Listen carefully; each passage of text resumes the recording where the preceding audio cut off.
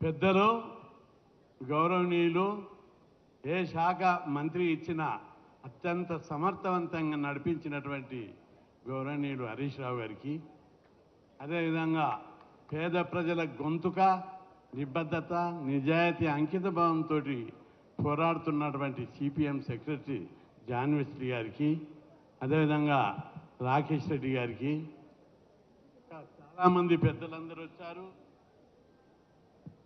గడ్డం శ్రీనివాస్ గారికి, అశోక్ గారికి, గెల్లు శ్రీనివాస్ గారికి, నిరుద్యోగుల సమస్యల మీద అనేక ధర్నాలు చేస్తున్న నీలం వెంకటేష్ గారికి, ఈ సమస్యల మీద పోరాడుతున్న మోతీలాల్ గారికి, జనార్దన్ గారికి, ఇంకా అనేక మంది పెద్దలందరూ ఇక్కడ వచ్చారు. పేరు పేరున నా యొక్క హృదయపూర్వక నమస్కారం. ముఖ్యంగా ఈరోజు పెద్ద ఎత్తున నిరుద్యోగులందరూ బాకీ కార్డు మీద పెద్ద ఎత్తున రాష్ట్ర వ్యాప్తంగా ఇక్కడ వచ్చి గెదరింగ్ అయ్యారు. మీ అందరిని నేను అభినందిస్తున్నా. నిరుద్యోగ సమస్య మీద ఎప్పుడు ఉద్యమాలు చేసినా అప్పుడే ప్రభుత్వం ఉద్యోగాలు భర్తీ చేస్తుంది. ఈరోజు ముఖ్యమంత్రి రేవంత్ రెడ్డికి నేను విజ్ఞప్తి చేస్తున్నా, మీకు కొత్త ఉద్యోగాలు అడుగుతలేం. ఈరోజు రాష్ట్రంలో మీరు ఇచ్చిన హామీ ప్రకారం 2 లక్షల ఉద్యోగాలు భర్తీ చేయాలి. భర్తీ చేసే వరకు నిరుద్యోగులు ఎవ్వరు కూడా విశ్రమించరు. రోడ్డు మీద లీడర్లను తిరగనీయొద్దని చెప్పి మీ అందరికీ నేను విజ్ఞప్తి చేస్తున్నా. జిల్లాల వారిగా కమిటీ చేయండి, నిరుద్యోగ జాకులు ఏర్పాటు చేయండి, టౌన్ వారిగా చేయండి, ఎక్కడికక్కడ ఆర్గనైజ్ చేయండి. ప్రపంచంలో ఎక్కడైనా సమస్యలు పరిష్కారం అవుతాయంటే అవి ఉద్యమాల ద్వారానే అని చెప్పి మీ అందరికీ గుర్తు చేస్తున్నా. ఇప్పుడు కాదు, 45-50 ఏళ్ళ నుంచి మేము ఇప్పుడు ఎవరికి వారు చేస్తున్నారు. కానీ 78, 77 ఆ ప్రాంతంలో నేను Osmania university law college president ఉన్నా. అప్పుడు అన్ని పార్టీలు విద్యార్థి సంఘాలు బలంగా ఉండే, PDS, RS, ABVP, SFI, ASF అందరం కలిపి యాక్షన్ కమిటీ ఫామ్ చేసి పెద్ద ఎత్తున ఉద్యమాలు చేశాం. ఒకరోజు సెప్టెంబర్ 4, 1979లో 4000 మంది విద్యార్థులతోటి సెక్రటరియట్ ముట్టడించాం. అప్పుడు ముఖ్యమంత్రి చెన్నారెడ్డి ఉన్నాడు. బ్యాన్ లిఫ్ట్ చేయాలి, ఉద్యోగాలు భర్తీ చేయాలని చెప్పి ఉద్యమాలు చేస్తే ముఖ్యమంత్రి స్పందించాడు. వెంటనే మీటింగులు పెట్టి బ్యాన్ లిఫ్ట్ చేశాడు. ఉద్యోగాల భర్తీకి వెంటనే చర్యలు తీసుకున్నాడు. ముఖ్యమంత్రి రేవంత్ రెడ్డి గారు ఉద్యమాలను లెక్క చేయ నేను అనిచేస్తా అంటే కాదు, నీకు ఇప్పటికీ నేను ముఖ్యమంత్రి చేసింది నిరుద్యోగులే, ఎవ్వరు చేయలేదు. అంతా మంచి సమర్థుడైనటువంటి కేసీఆర్ని ఓడించడం అంత ఈజీ కాదు. కేవలం నిరుద్యోగుల ఆగ్రహంతో, మాకు జాబులు వస్తలేవనే ఆగ్రహంతో వాళ్ళందరూ రథయాత్ర పెట్టి ఊళ్ళల్లో తిరిగి కార్లు తీసుకొని తిరిగి ప్రచారం చేసి నేను గెలిపిస్తే ఉద్యోగాల విషయంలో లేవు. ఉద్యోగాలు 2 లక్షలు లేవా? ఉన్నాయి. మీ అందరికీ లెక్కలు చెప్తాం. ఈరోజు టీచర్ ఉద్యోగాలు దాదాపు 30,000, 25,000 నుంచి 30,000 ఉద్యోగాలు ఉన్నాయి. పంచాయత్ రాజులో దాదాపు 11,000 ఉన్నాయి. 6,000 రిటైర్మెంట్ వల్ల ఉన్నాయి. ఒక 4-5,000 ప్రమోషన్ల వల్ల ఏర్పడ్డాయి. మొత్తం 11,000 ఉద్యోగాలు ఉన్నాయి. అవే కాక 7 స్కూళ్ళలో చాలా రోజులుగా భర్తీ చేస్తలేరు. 5,900 టీచర్ పోస్టులు 7 స్కూళ్ళు ఉన్నాయి. అదేవిధంగా గురుకుల స్కూళ్ళలో ఎస్సీ, ఎస్టీ, బీసీ, మైనారిటీ గురుకుల పాఠశాలల్లో దాదాపు 4 నుంచి 7,000 పోస్టులు ఖాళీ ఉన్నాయి. మోడల్ స్కూల్లో, అదేవిధంగా అవైలబుల్ స్కూళ్ళలో, అదే కస్తూర్బా స్కూళ్ళలో, ఇట్లా మొత్తం స్కూళ్ళలో కలిసి 25,000 నుంచి 30,000 వేకెన్సీలు ఉన్నాయి. అదేవిధంగా కానిస్టేబుల్ పోస్టులు తీసుకున్నట్లయితే 20,000 నుంచి 22,000 పోస్టులు ఖాళీ ఉన్నాయి. ఈ విధంగా ఈ 2 డిపార్ట్మెంట్లోనే 50,000 పోస్టులు ఉన్నాయి. పోస్టులు భర్తీ చేయడానికి మీకు ఏం అవసరం? చాలామంది బడ్జెట్ లేదు అంటారు. ఇవన్నీ శాంక్షన్డ్ పోస్టులు, వీటికి బడ్జెట్ అలాట్ అయి ఉంటుంది. కొత్త బడ్జెట్ అవసరం లేదు. ఈ పోస్టులు భర్తీ చేయకపోతే ఈ బడ్జెట్ మిగులుతుంది.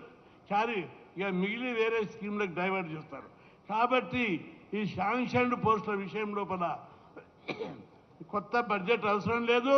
ప్రభుత్వం వెంటనే స్పందించాలి. ముఖ్యమంత్రికి ఎవరు సలహాలు చెప్తున్నారో ఇప్పుడు ఈ సభాముఖంగా చెప్తున్నాం. మేము రాజకీయంగా నిరుద్యోగుల పచ్చాన పోరాడతాం. ఇప్పుడు కాదు, 50 ఏళ్ళ నుంచి కొన్ని వేల ఉద్యమాలు చేశాం. అనేక మిలిటెంట్ ఉద్యమాలు చేశాం. ప్రభుత్వాలతో చర్చలు జరిపారు. గతంలో ఉన్న ప్రభుత్వాలు నిరుద్యోగ సమస్య మీద చాలా స్పందించి చర్చలు జరిపి అప్పుడు ఉద్యోగాలు భర్తీ చేశారు. ఇప్పుడు రేవంత్ రెడ్డి గారు మీరు వాగ్దానం చేశారు, నిరుద్యోగుల ఆగ్రహంతో ఓట్ల రూపంగా మార్చుకున్నారు, అధికారంలోకి వచ్చారు. ఒక్క రోజన్నా మీరు దీని మీద రివ్యూ చేశారా? ఉద్యోగాల భర్తీ మీద ముఖ్యమంత్రి గారు ఒక్క రోజు కూడా రివ్యూ చేయలేదు. ఇప్పుడు పోస్టులు క్రియేట్ చేయడానికి కూడా చాలా డిపార్ట్మెంట్లు ఉన్నాయి. ఒకటి 23 జిల్లాలు వచ్చినాయి కొత్తగా. 23 జిల్లాలో ఒక్కొక్క జిల్లాలో 40 శాఖలు. ఈ 40 శాఖలలో కలిపితే ఎన్ని ఉద్యోగాలు ఉంటాయంటే కొత్త ఉద్యోగాలు సృష్టిస్తే ఈ అన్ని పాత ఉద్యోగాలతోటే ఈ కొత్త జిల్లాలలో సర్దుబాటు చేశారు. కాబట్టి ఈ ఉద్యోగాల లోపల కొత్త ఉద్యోగాలు సృష్టిస్తే 40,000 నుంచి 50,000 ఉద్యోగాలు వస్తాయి. అంతేకాదు ఈ ఉద్యోగాలు అదేవిధంగా 23 జిల్లాలు, 40 శాఖలు, 125 మండలాలు కొత్తగా వచ్చినాయి, 25 ఆర్డీఓ ఆఫీసులు వచ్చినాయి, 30 డిఎస్పీ ఆఫీసులు వచ్చినాయి, ఇంకా చాలా ఆఫీసులు, 75 మున్సిపాలిటీ ఆఫీసులు వచ్చినాయి, 7 మున్సిపల్ కార్పొరేషన్లు వచ్చినాయి, 7 పోలీస్ కమిషనర్ ఆఫీసులు వచ్చాయి. ఈ కొత్తగా వచ్చినటువంటి ఆఫీసులలో మీరు పోస్టులు క్రియేట్ చేయలేదు. దాని మీద రివ్యూ చేసి మేము చెప్తున్నాం, రాసుకో, చూడు, డిపార్ట్మెంట్లను నిలిపి ఈ పోస్టులను క్రియేట్ చేస్తే అనేక మంది నిరుద్యోగులకు ఉద్యోగాలు వస్తాయి. ప్రభుత్వ యంత్రాంగం కూడా సమర్థవంతంగా ఉంటుంది. ఎప్పుడైతే యువత చాలామంది అన్నారు, కొంతమంది ఆఫీసర్లు నిరుద్యోగుల గురించి ధర్నా చేసినప్పుడు నాకు ఫోన్ చేస్తారు, అన్న ఏడాది ఈ జాబులకు డబ్బులు లేవని. రిటైర్మెంట్ అయ్యేటోళ్లను మళ్ళీ మీరు ఎక్స్టెండ్ చేస్తున్నారు. అట్లా 7,000-8,000 మంది ఉన్నారు. ఇప్పుడు ఎక్కడ ఎవరికి తెలియకుండా ఎక్స్టెన్షన్ ఇస్తున్నారు. ఆ రిటైర్మెంట్ వేన్లోకి ఎక్స్టెన్షన్ ఇస్తే ఒక్కొక్కరికి 2 లక్షల నుంచి 3 లక్షలు, కొత్తగా వచ్చేటోళ్ళకి ఇస్తే 30,000 అవుతాయి. ఆ రిటైర్మెంట్ అయిన వాళ్ళకి ఎక్స్టెన్షన్ ఇచ్చే దాంట్లో 7-8 మందికి జాబులు ఇవ్వచ్చు కొత్త వాళ్ళకి. కాబట్టి దీని మీద కఠిన నిబంధనలు పెట్టి రిటైర్మెంట్ ఏది పెంచొద్దు, రిటైర్మెంట్ వాళ్ళకి ఎక్స్టెన్షన్ ఇవ్వద్దని మనకు తెలియకుండా చాలా పోస్టులు భర్తీ చేస్తున్నారు. కాబట్టి నిరుద్యోగులందరూ కూడా దీని మీద పట్టుదల ఉండాలి. రెండవది గ్రూప్ 1, గ్రూప్ 2, గ్రూప్ 3లో డైరెక్ట్ రిక్రూట్మెంట్ కోటాను అడ్డదారిలో ప్రమోషన్లు ఇచ్చి నిరుద్యోగులకు అన్యాయం చేస్తున్నారు. అనేక డైరెక్ట్ రిక్రూట్మెంట్ కోటా పోస్టులను తీసేశారు. ప్రావిడెంట్ ఫండ్ ఇన్స్పెక్టర్ను తీశారు, ప్రో ఆర్ఐని తీసేశారు, ఇంకా చాలా రకాల పోస్టులను గ్రూప్ 2లోకి వెళ్ళి తీశారు. గ్రూప్ 1లో దాదాపు ఇంకా కలెక్టర్లు లెక్కించి ప్రమోషన్ల వల్ల రిటైర్మెంట్ వల్ల ఏర్పడ్డ వాళ్ళని తీసేసి కొత్తగా క్రియేట్ చేసిన వాళ్ళని లెక్కిస్తే గ్రూప్ 1లో డైరెక్ట్ రిక్రూట్మెంట్ కోటా కింద ఇంకా 1000 నుంచి 1,500 పోస్టులు వస్తాయి. డైరెక్ట్ గ్రూప్ 2లో ఈ విధంగా రిటైర్మెంటు, ప్రమోషను, అడిషనల్ పోస్టులు క్రియేట్ చేస్తే కొత్త ఆఫీసర్ వచ్చిన పోస్టులన్నీ లెక్క పెడితే 3,000 దాకా ఒక గ్రూప్ 2లోనే వస్తాయి.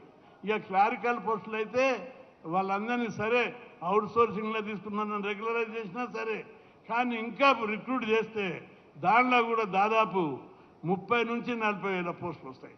ఇట్లా పెద్ద ఎత్తున దీని మీద ఎప్పుడు ముఖ్యమంత్రి జేఏడి వాళ్ళతోటి, చీఫ్ సెక్రటరీ తోటి, ఎక్స్పర్ట్ అనుభవం ఉన్న వాళ్ళతోటి ఎప్పుడు కూడా రివ్యూ మీటింగ్ పెట్టలేదు. యూనివర్సిటీలు తీసుకో, ఉస్మానియా యూనివర్సిటీతో సహా 12 యూనివర్సిటీలలో చాలా డిపార్ట్మెంట్ల డీన్లు లేరు, ప్రొఫెసర్లు లేరు, అసోసియేట్ ప్రొఫెసర్ లేదు, డైరెక్ట్ రిక్రూట్మెంట్ లేక 8 ఏళ్ళు మొత్తం యూనివర్సిటీలలో కలిస్తే 4,000 పోస్టులు ఖాళీ ఉన్నాయి టీచింగ్లో. నాన్ టీచింగ్లో దాదాపు 7,000-8,000 పోస్టులు అవసరం ఉన్నాయి. ఇట్లా ఏ డిపార్ట్మెంట్ తీసుకున్నా పెద్ద ఎత్తున ఖాళీలు ఉన్నాయి. హెల్త్ డిపార్ట్మెంట్లో కూడా చాలా పెద్ద ఎత్తున ఖాళీలు ఉన్నాయి. కాబట్టి వీటిని రివ్యూ చేసి పోస్టులు ఎక్కడెక్కడ ఖాళీ ఉన్నాయి, ఎట్లా భర్తీ చేయాలి, దీని మీద సెంట్రల్ గవర్నమెంట్ స్పాన్సర్ యూనివర్సిటీ ప్రొఫెసర్లు ఉన్నారు, అసిస్టెంట్ ప్రొఫెసర్లు ఉన్నారు, దానికి సెంట్రల్ గవర్నమెంట్ ఫండ్ ఇస్తుంది. వాటిని తీసుకుంటే 4 ఏళ్ళు వాళ్ళే జీతాలు ఇస్తారు. ఈ విషయంలో కూడా ప్రభుత్వం సరైన విధంగా ఆలోచించకుండా నిరుద్యోగుల జీవితాలతో చెలగాట మారుతున్నారు.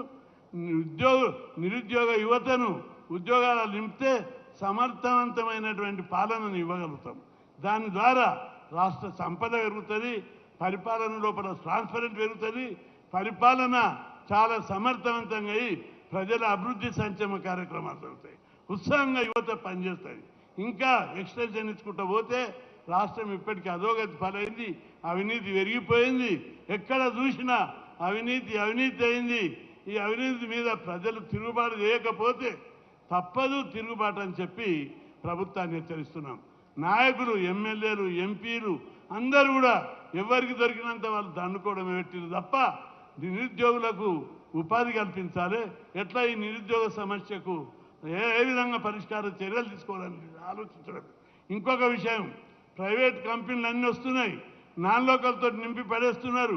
ఇండస్ట్రీలు, ఐటీ కంపెనీలు, వాటి విషయం లోపల ప్రభుత్వం దృష్టి పెట్టడం లేదు, తీసుకురావడం లేదు. ఒక భాగం తెచ్చిన దాంట్లో ఎవరిని భర్తీ చేయాలి అనే దాని మీద కూడా వాళ్ళు సరైన గైడ్లైన్స్ లేవు. కాబట్టి ప్రభుత్వం ఇవన్నీ చక్కబెట్టాలంటే నిరుద్యోగ సమస్య మీద మరింత బలమైనటువంటి ఉద్యమం జరగాలని చెప్పి నిరుద్యోగులకు మనవి చేస్తున్నా. అంటే మోతిలాలు, నీలం వెంకటేషు, జనార్దన్ వీళ్ళు అనేక సార్లు ధర్నాలు పెట్టారు. అదేవిధంగా ఇప్పుడు కొత్తగా అనేక మంది నాయకులు కూడా ముందుకు వస్తున్నారు. మీరు బలమైనటువంటి నిరుద్యోగ ఉద్యమాన్ని విజయవంతం చేస్తే తప్పనిసరి ప్రభుత్వం దిగొస్తుంది. యువత లోపల ఆవేదన ఉంది, ఆవేశం ఉంది. దాన్ని కార్యరూపం దాల్చడానికి నిర్మాణాత్మకమైనటువంటి ఉద్యమం, మనం పార్టీలకు అతీతంగా, రాజకీయాలకు అతీతంగా మనం ఉద్యమం చేపడదాం. పెద్ద ఎత్తున ప్రభుత్వం కదిలిస్తే తప్ప మీకు ఉద్యోగాలు రావు. ఉద్యోగాలు ఇవ్వడానికి పక్క రాష్ట్రాలు, అనేక రాష్ట్రాల లోపల మద్రాసు కానీ కర్ణాటక కానీ నిరుద్యోగులు పెద్ద ఎత్తున ఉద్యమాలు చేసినప్పుడే అక్కడ ప్రభుత్వాలు దిగొచ్చాయి. పబ్లిక్ సర్వీస్ కమిషన్లో గ్రూప్ 1 చూశారు, ఎంత అధ్వానమైనటువంటి పరిస్థితి. ఆ రిక్రూట్మెంట్ చేసే పబ్లిక్ సర్వీస్ కమిషన్ అనే 400 ఖాళీలు ఉన్నాయి. అదే కలుగు ఉద్యోగాలు అండనే లేవు, భర్తీ కాలేదు. వేరే ఉద్యోగాలు ఎట్లా భర్తీ చేస్తారని చెప్పి సిగ్గుదప్పిన ప్రభుత్వాన్ని నేను హెచ్చరిస్తున్నా. కాబట్టి ఈ ప్రభుత్వం, ఈ పాలన అధోగతి పాలైంది. ఈ ప్రభుత్వం ఎవరిది కాదు, మన అందరిది, ప్రజలది. మనం ఓట్లేస్తేనే ప్రభుత్వం ప్రజాస్వామ్యం. దీన్ని చక్కదిద్దుకోవాల్సిన, దీన్ని సరిగ్గా దారికి తీసుకురావాల్సిన బాధ్యత మన అందరి మీద ఉంది. వాళ్ళు అట్లా చేస్తుండని విడిచిపెడితే ఇంకా దోసుకొచ్చిట్టారు. కాబట్టి దీన్ని చక్కగా దారిలోనికి తీసుకురావడానికి మీరందరూ, యువత, ఈ ఉద్యమాలను బలంగా చేయాలని చెప్పి, ముందుకు తీసుకుపోవాలని చెప్పి మీ అందరికీ విజ్ఞప్తి చేస్తూ, మీరు చేసే ప్రతి ఉద్యమానికి మేము ఎప్పుడు అండగా ఉంటాం. 50 ఏళ్ల నుంచి ఏ ప్రభుత్వం ఉన్నా, ఏ పార్టీ అధికారం ఉన్నా నిరుద్యోగుల పక్షాన నిలబడి అనేక మిలిటెంట్ పోరాటాలు చేశాం. కాబట్టి ఇప్పుడు కూడా ఈ పబ్లిక్ సర్వీస్ కమిషన్లో 10 సార్లు వలగొట్టాం, ఆ దారికి తీసుకొచ్చాం. అవకతవకలు ఇంటర్వ్యూలు తీసేయాం. ఈ కానిస్టేబుల్లలో, టీచర్లలో, గ్రూప్ 2లో, గ్రూప్ 3లో ఇంటర్వ్యూలు ఉండి ఇష్టం వచ్చినట్లు మార్కులు వేస్తుంది. అవి తీసేయాలని కొట్లాడి తీసేపించడం. ఈ విధంగా పెద్ద ఎత్తున ఉద్యమాలు చేసే చరిత్ర ఉంది. కాబట్టి మీరందరూ కూడా నిర్మాణాత్మకంగా ఉద్యమాలు చేపట్టాలని మీ అందరికీ విజ్ఞప్తి చేస్తూ, ఈ ఉద్యమాన్ని మరింత ముందుకు తీసుకుపోవాలని, అట్లాంటి శక్తిని, అట్లాంటి పోరాట పటిమను మీ అందరి లోపల కలగజేసుకొని ఈ ఉద్యమాన్ని ముందుకు తీసుకుపోవాలని కోరుకుంటూ సెలవు తీసుకుంటాను. చాలా